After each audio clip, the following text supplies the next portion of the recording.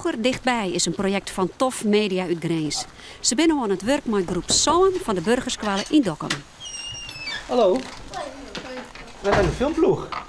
En als ik dan nog een tip mag geven, het is leuk, een beetje verdeeld jonge meisje. Want dan hebben we voor het plaatje en de sfeer ook wat verschil.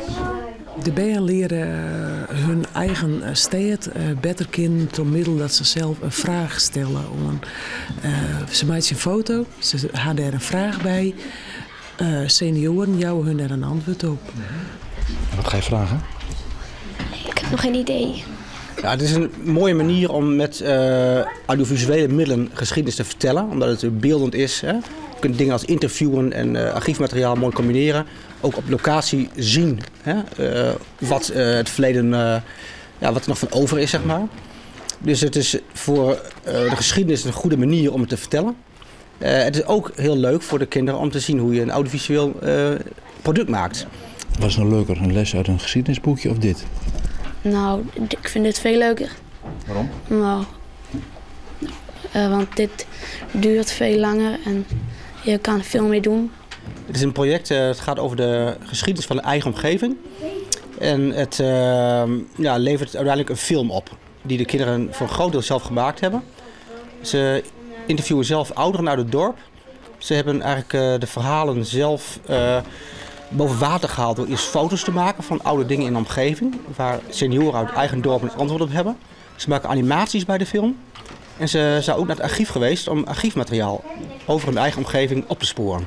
Ik heb nooit iemand horen klagen dat dit te veel tijd kost. Scholen die meedoen vinden het allemaal fantastisch. Die zijn eigenlijk verbaasd over hoe leuk het is om ouderen in de klas te halen. En ja, je moet het wel in kunnen plannen. Niet alle scholen willen meedoen. Ik weet niet vaak wat daar de reden voor is. Maar de meeste scholen die meedoen, die vinden het uiteindelijk voldoende opleveren.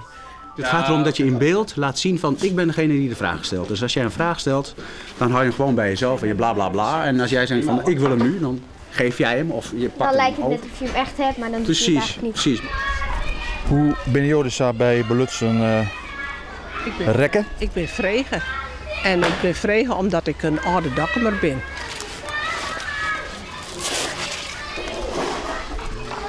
Oké jongens, even niet in de camera kijken. Anders dan moet het opnieuw.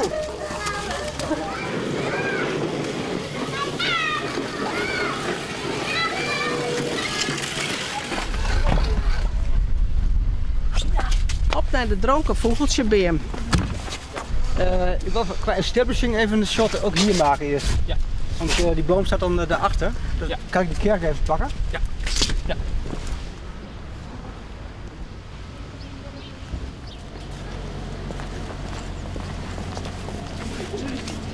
Hallo mevrouw, waar zijn we hier vandaag? We zijn hier vandaag in het hartje van de stad Dokkum. Bovenop de terp. En we staan bij de grote kerk, grote of Sint Martinuskerk. En naast die grote kerk staat een hele oude boom. Waarom zijn die zaadjes mee uit China genomen? Ja, die zaadjes, die moerbeibomen, daar passen die Chinezen heel goed op. Want op die moerbeiboom, daar zit de zijdevlinderrups. En zijde is heel duur, dat weet je, hè. En zijde wilden ze in China eigenlijk voor zichzelf houden. Dus vandaar dat ze heel stiekem die zaadjes mee moesten nemen. Je kent net zo'n volkwiet. Oh, nee, nou ja. Ik pas me maar aan, hè? Ja, dat is prima. Hoe gaat het? Wat dacht ik?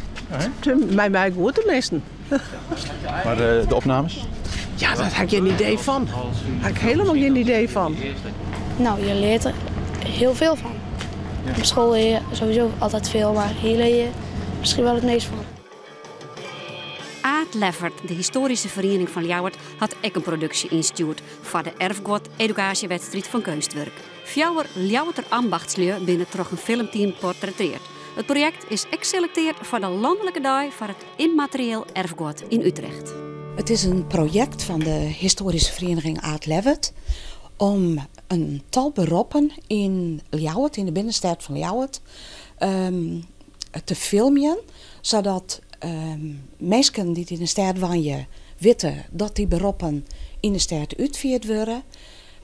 Het is echt bedoeld om jongere mensen te attenderen op handwerk en wat je daar allemaal bereiken kan, wat dat echt fantastisch is. En we vanzelfs, omdat wij binnen een historische vereniging, willen we het echt bewaren voor later. Het is wel gezellig ook zo'n winkeltje. Ja. Lekkere sfeer hangt hier, hè? Ja. Ja. Wat voor man is dat nou eigenlijk, die Sip? Hij is wel aardig. Ja. Ja. Echt een oude vakman, hè? Ja. Ja. En als Sip ermee stopt, wat dan? Dan doet niemand het meer, denk ik. Nee. Dan sterft het uit, hè? Ja. De filmpjes ben maken door Klaus Media, Halbe Pieter Klaus en Ismaël Lot, wie de cameraman. Aha, ja. En die man hebben echt dingen, wat wij ervan verwachten, ze hebben zelfs uw verwachtingen 4 overtroffen. Nou, ik heb wel respect voor mensen die gewoon met hun hand bezig zijn. En in zekere zin is Sip net zo vol oors als dat ik ben. Want wij oefenen allebei de ambacht uit. En ik doe dat met een cameraman en ik snijd de beelden en hij slipt zijn messen. Maar het is allebei gewoon een vak met regels en die regels moet je volgen. En dan krijg je een eindproduct. Zijn jullie hier riek van worden? Geestelijk. Geestelijk.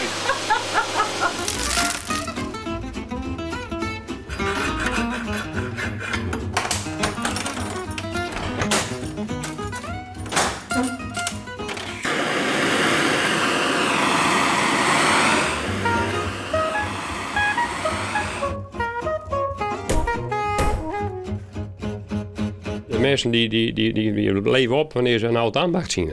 En dat moet bewaard blijven. He, daarvoor is dit ook gemaakt. Het moet bewaard blijven voor later. He, en de mensen kunnen ook zien hoe het gaat. He, de toegang is makkelijker. He, als ze voor de ramen staan, dan hebben ze wel eens wat vrees. Maar ze kunnen die deur open doen, ze kunnen binnenkomen, ze kunnen hier alles zien hoe het hier gaat. Nou, het filmpje is echt om het voor letter te bewaren. De tocht, dat is QR-codes, heette dat. Die tocht kun je rennen. Je rennen bij een van de ambachtslui deel bij zijn werkplek. Je scannen de code die bij hun op de winkel of de werkplaats staat. En dan kun je naar de website van AatLevert en dan kun je daar verder mee gaan.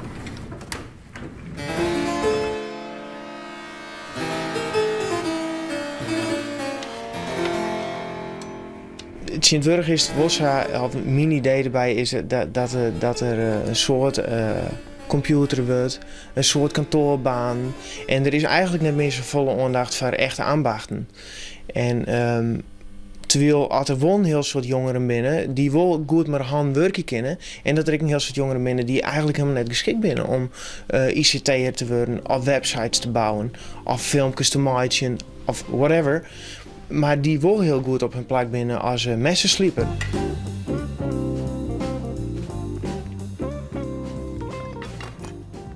Ze had AatLevert al een paar projecten die mensen hield dit weer een nieuwe blik op de geschiedenis van een stad jouwen.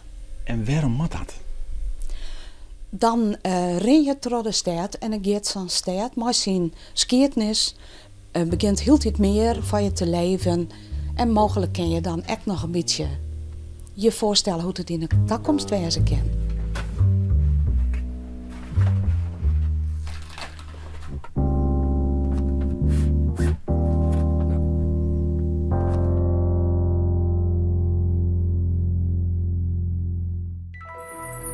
Van de Middag had Kunstwerk bekendmaken dat het project van Tof Media de winnaar is.